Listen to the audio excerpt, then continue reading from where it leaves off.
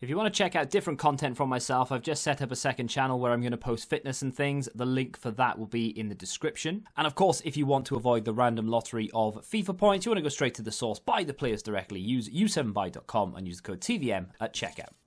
What is going on, guys? TVM here. Welcome back to another video. Today we're going to try something different and hopefully this catches on because I'd like to do it with a lot of different clubs. I thought I'd do Man United first because they're sort of in the headlines more than anybody else now because of Jadon Sancho and what have you.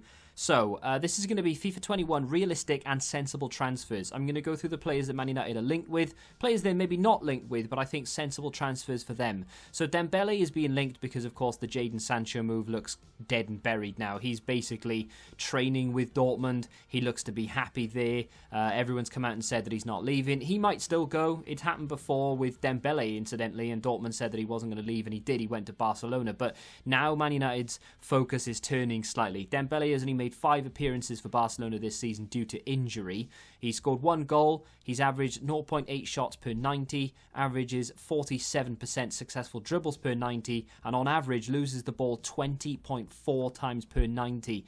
That is Dembele's injury record. The guy is made of glass.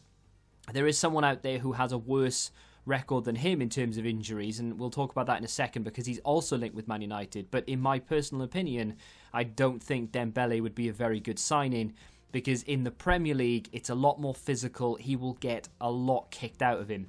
Let's move on to Coman. He's also being linked with Manchester United. Bigger sample size this time, however, a bigger injury list.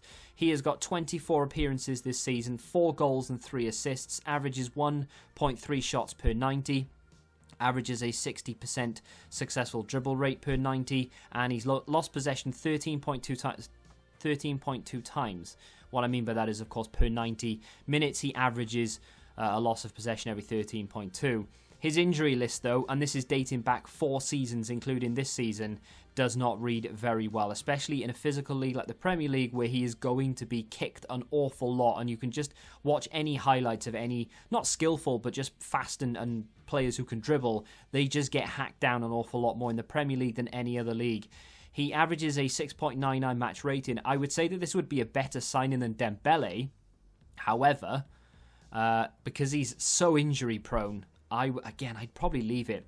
This is an interesting one. Dibala has been offered to many a club. Juventus need to balance the books. They can't afford to keep both Ronaldo and Dibala. Both players have been offered. I'm guessing it's a case of whichever deal they can get the best one of, they will let go. Dibala has played 33 times for Juventus this season, scoring 11 goals, getting 6 assists. He averages 2.3 shots per 90, averages 61% possession per 90, and on average loses possession 12.4 times per 90, which is a lot less than the other 2 players mentioned, and of course has played a 7.47 this season, which is remarkably high. If we compare that to Rashford, 7.24. I don't have Greenwood's, incidentally, but I can tell you that Dybala is very comparable to Greenwood and Rashford in terms of successful dribbles. In fact, Rashford's successful dribbles only 49% compared to Dybala's 61%. Different leagues, I understand that, but still.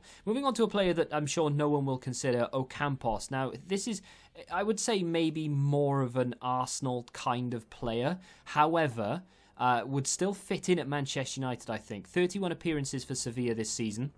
14 goals and 3 assists, so 17 goal contributions, averages 2.1 shots per 90, averages 80% pass accuracy per 90, which is higher than any other player that we're going to talk about today, linked with Man United, and loses possession on average 15.4 times per 90, which is a little bit higher than the likes of Coman and Dybala, but not too much higher.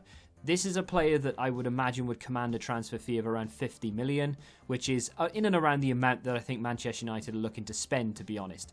Now, from front to back, let's have a look at defenders. Jiku is a player who currently plays for Strasbourg. He's only been there for a season, but I still think that this is one of the best talents in Europe in terms of centre-backs. 25 appearances so far this season, averages 4 interceptions and tackles per 90, which is very high, by the way.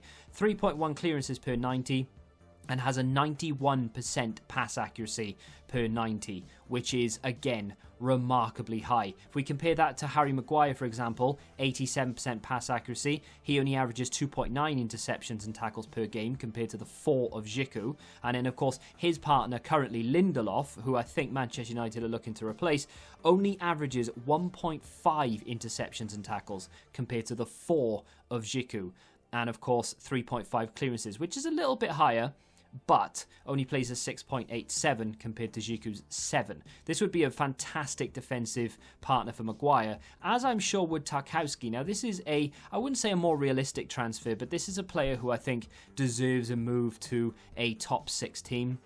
Very good player, 38 appearances for Burnley this season, 3.4 interceptions and tackles, which is more than Lindelof and Maguire, 5.3 clearances, which again is more than both of those and Jiku, and only 71% pass accuracy. That's where I think his game would lack slightly. Now, the problem with this, of course, is he's not particularly quick. Man United are looking to improve the defence so that they can play a higher line, so that they're not penned into their own area. Lindelof and Maguire, not particularly quick, and that's where Jiku, in my opinion, would offer a much better outlet, as he has a lot of pace.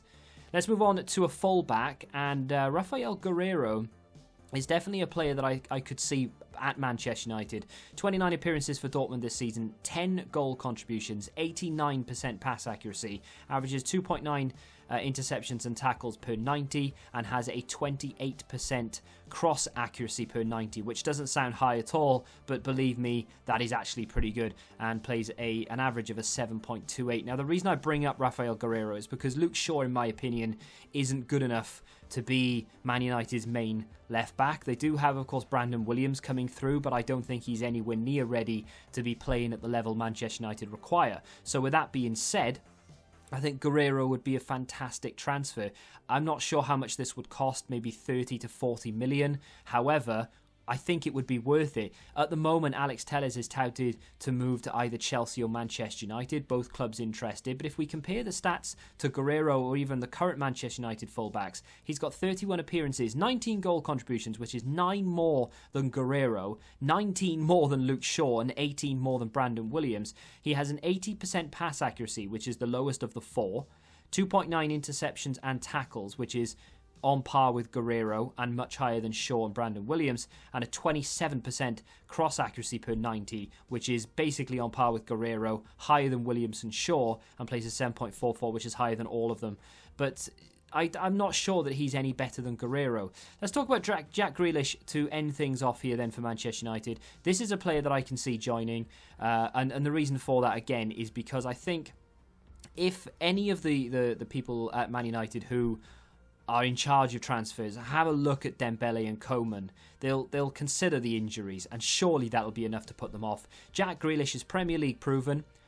He has played 36 times for Aston Villa this season, 8 goals, 6 assists, averages 1.5 shots per 90, 62% successful dribbles per 90, and has lost possession 14.4 times per 90, with an 85% pass accuracy per 90, playing 7.39, which is as high as anyone else on the list, if not even higher. In fact, only Dibala beats him. And bear in mind, Jack Grealish is playing in a side currently that was struggling against relegation. I think did it come down to the final day? So when you consider that record for Jack Grealish is absolutely insane. For 50 million, I would imagine they could sign Jack Grealish, which is about the same that they're willing to pay for Coman. Not sure on Dembele. Dibala would command somewhat of a 65-70 million transfer, no doubt. Ocampos would be a good option, but I think, seeing as how Grealish is Premier League proven, that would be a very sensible transfer.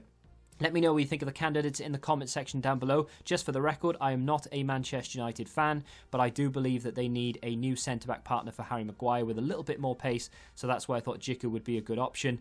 In my opinion, Luke Shaw isn't really good enough to be playing at the level that Manchester United require this season, so they need a little improvement there. Alex Telles wouldn't be a bad option, but I think Rafaelguerrero would be better. Not that I'm sure Dortmund want to sell, but still, I think it would be an acquisition that they could get if they throw the money down, which I'm sure they're willing to do. And then, of course, in terms of attacking options, Greenwood is so good on paper for his 31 appearances this season that, to be honest, I think Jack Grealish would be a sensible option, rather than splashing massive money on the likes of Dibala and risking with injury-prone players such as Coman and Dembele. But if you agree or disagree, feel free to let me know in the comments. If you have enjoyed the video and you want to see more of this type of thing and maybe you want to see a specific team, let me know in the comment section down below. Smack the like button if you've enjoyed it. Of course, subscribe to the channel if you're new, and until the next time, goodbye. Football Index. The game changed. Download the app now.